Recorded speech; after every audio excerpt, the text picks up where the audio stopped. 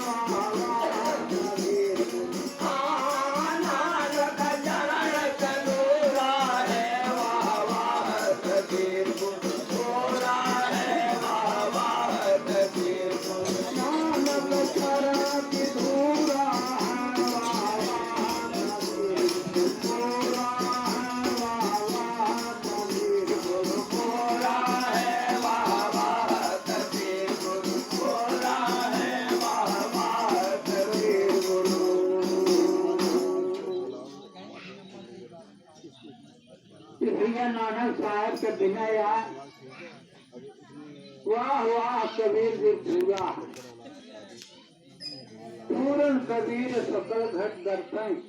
हरदम हाल है दूसरा है वाह वाह कबीर जी माने नानक साहब के बिना यार बड़े बड़े महात्मा लोग कहें कि हम सदगुरु के चरण का धूल है जैसे नानक साहब कहें नाम कबीर जपै बड़ भागी नानक चरण की धूरा है वाह वाह कबीर पूरा माने नानक साहब एक समय भंडारा पाने थे देव नदी के किनारे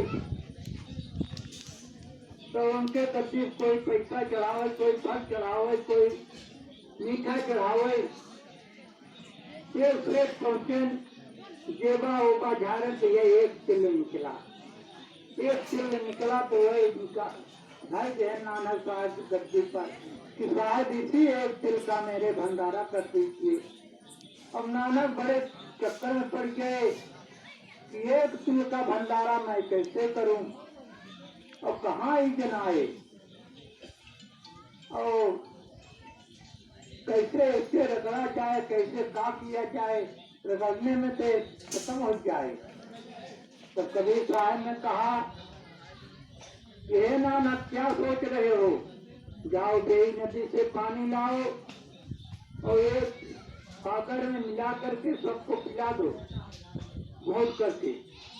तो भंडारा हो जाए। नानक साहब बोलेंगे साहब तो नहीं जानते रहे महात्मा जी, वो नदी तो एकदम सूखी है, उसमें रेसा उड़ रहा है। तो नानक कबीर साहब बोले तो कम कम जाके देखो तो वो नदी से पानी लाओ, उसी से भंडारा कर दीजिए।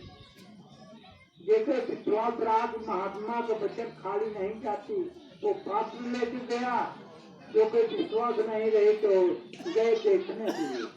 गए देखे तो एकदम निर्मल पानी बह रहा था। उसी नदी से पानी लेकर के और वो घोट करके उसी में मिला दिए और सबके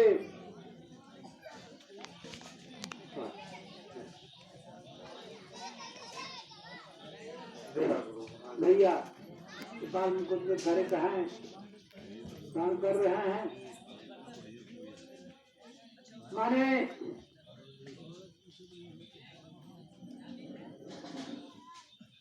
नानक साहब ने भंडारा किया और जिसको पिलाया कहा कि ऐसा ठंडाई कभी नहीं पिया भाई।